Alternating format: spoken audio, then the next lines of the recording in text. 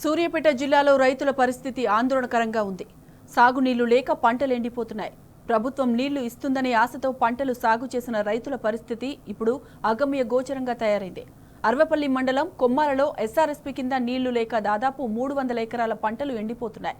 ఇక చేసేదేం లేక రైతులు ఆ పొలాల్లో పశువులు, గొర్రెలను మేపుతున్నారు. ప్రభుత్వ చేతకానితనంతోనే పంట పొలాలకు నీళ్లు రావట్లేదని, ఎంత మొత్తుకున్నా తమను పట్టించుకునే నాథుడే లేడని రైతులు ఆవేదన వ్యక్తం చేస్తున్నారు.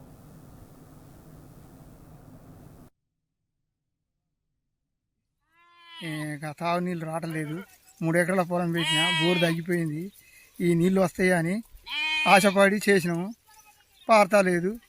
నా గొర్రె మేపుకొని గొర్రె కూడా ఈ పొలం పట్టుకొని మేస్తాను. ఇది నాకు 3 ఎకరాల భూమి ఉంది. 3 ఎకరాల భూమిలో 1 ఎకరం ఎండిపోయింది. ఒక 2 బోర్లు వేసిన 2 బోర్లు వేసిన గిట్ట అవి పోయడం చాలా తక్కువ పోస్తున్నవి. ఇదే వాటరు. ఇంతకుముందు కేసీఆర్ ప్రభుత్వంలో ఎస్ఆర్ఎస్పి ద్వారా మా చివరి ఆయకట్టు వరకు మాకు పుష్కలంగా వాటర్ వచ్చేది. దాని అనంతరం వాటర్ రాకపోవడం వల్ల ఎకరానికి 5,000 రూపాయలు కూలీల ఖర్చు, ట్రాక్టర్కు 8,500 పొలం దున్నినందుకు, పిండి బస్తాలకు అయ్యో ఒక 5-6 వేలు వచ్చినాయి. మొత్తం ఎకరానికి 25 నుంచి 30 వేల మధ్యన మాకు ఖర్చు రావడం జరిగింది. ఈ ఖర్చుని ప్రభుత్వం స్పందించి నీటినన్నా విడుదల చేయాలి. లేని పక్షంలో రైతాంగానికి ఎకరానికి 30,000 రూపాయలు నష్టపరిహారం ఇచ్చి రైతాంగాన్ని ఆదుకోవాలని ప్రభుత్వం డిమాండ్ చేస్తాను.